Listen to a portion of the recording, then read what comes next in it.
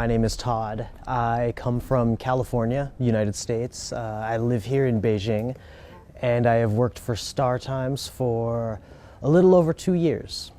Is your job as an English editor and dubber easy for you? Are there any challenges? I don't think of my job in terms of is it easy or is it not easy. I enjoy my job, and so I think that's the most important thing. So whether, some days it might be easy, some days it's not easy, but it's always interesting, it's always enjoyable. There are definitely challenges.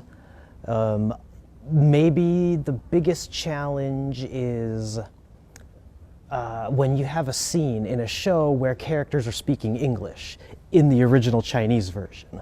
So you have characters speaking in Chinese and then they speak English. This is always a challenge, figuring out how do we translate it into a scene where they're speaking English the whole time. Another challenge, I think, is anytime there is a scene involving a song, songs or poems. Those are always fun. It's a fun challenge. Was it your dream to become a dubber? How did you start your work as an English dubber? It is not my dream to be a dubber.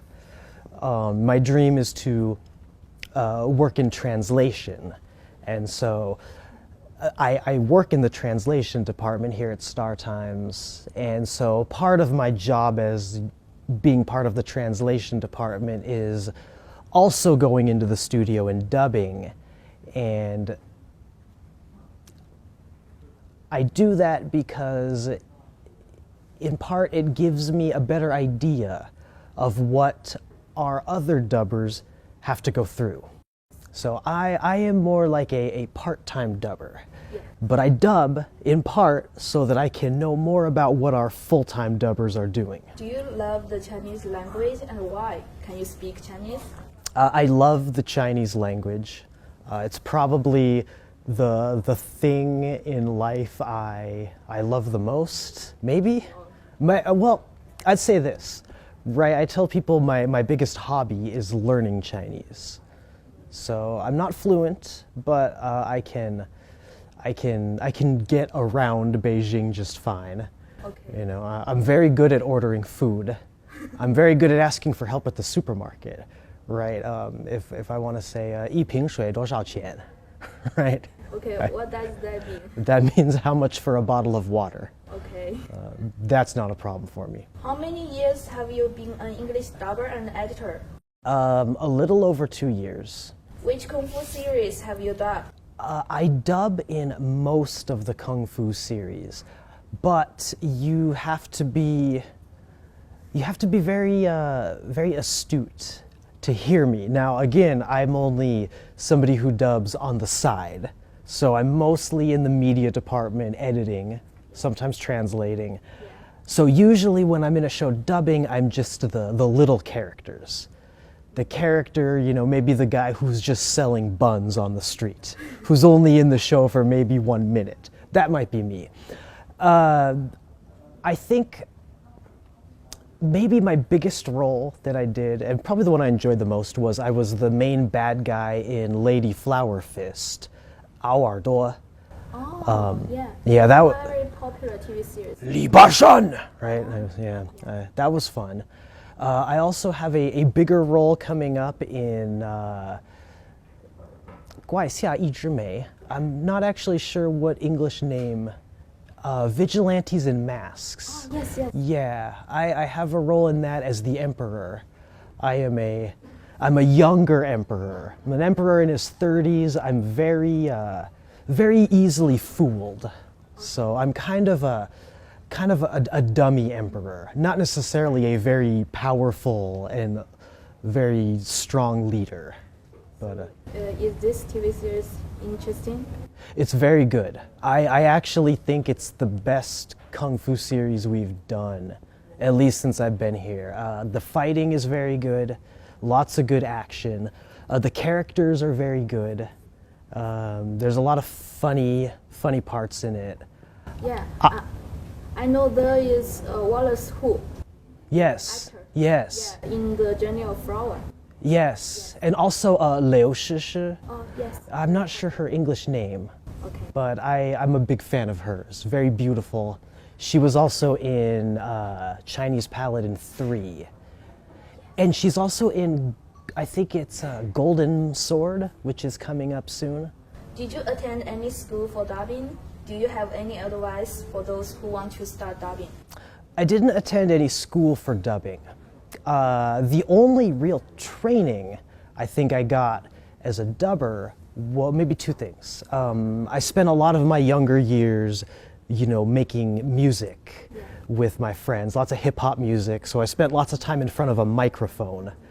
I also spent a lot of time watching dubbed TV shows, both ways.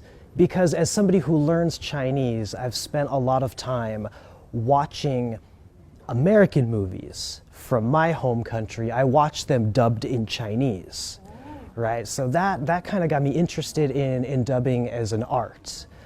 And so on top of that, I have watched, other movies, not StarTimes, but movies before I ever knew about StarTimes, dubbed into Chinese and into English.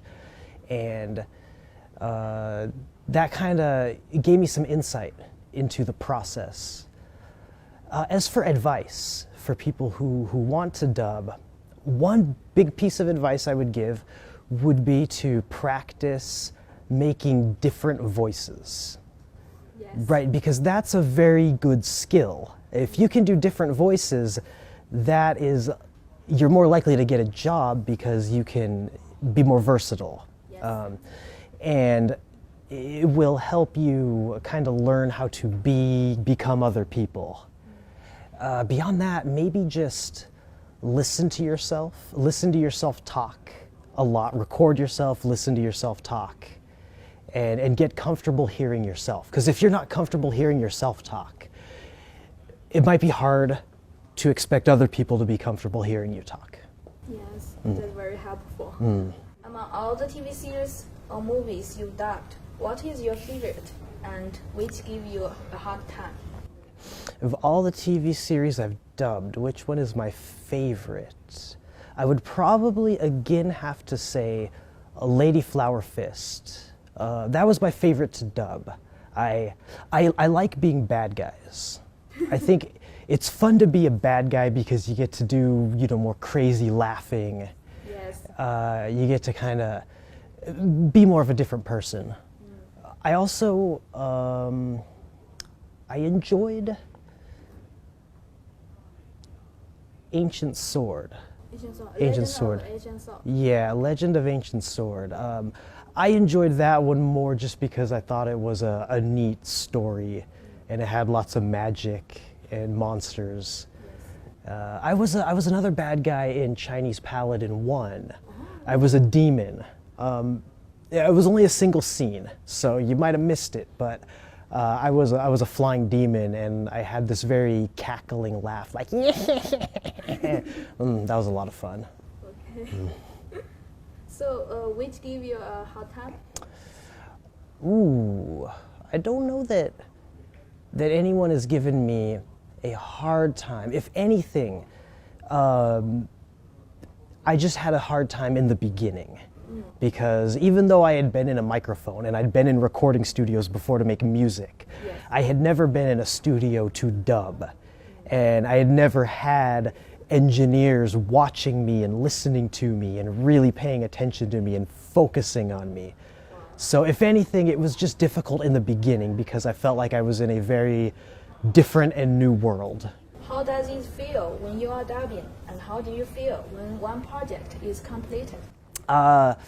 When I am dubbing, the way I feel is I feel like I become the character. So whatever happens to the character, it kind of happens to me. So if I'm dubbing a character, for example, and he really likes the girl, and then the girl rejects him, pushes him away, I feel sad. Not just like I feel sad for the character, I feel sad for me because I feel like I've become the character. So on the other hand, if the character wins the girl in the end, then I feel really great. The second question. How does it feel when it ends? Usually I'm relieved, because the truth is it's very, very hard work to be in a studio dubbing. Yes. You know, before I ever did it, I thought it might be easy. I thought it might be an easy thing just to stand in a studio and talk. It's not. It's very exhausting, both mentally and physically.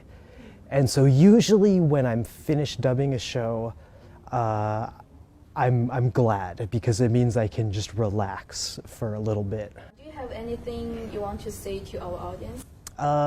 Yeah. Thank you all for watching. I hope you enjoy all the stuff we work hard to put out for you, and we'll have many more great and exciting Kung Fu shows in the future. Okay. So I heard that you have a surprise for our audience. Oh, I do.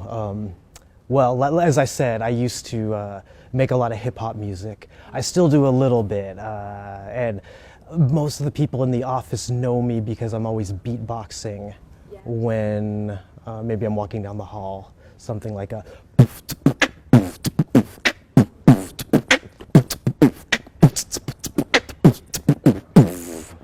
Okay, thank you. You're great. Thank you.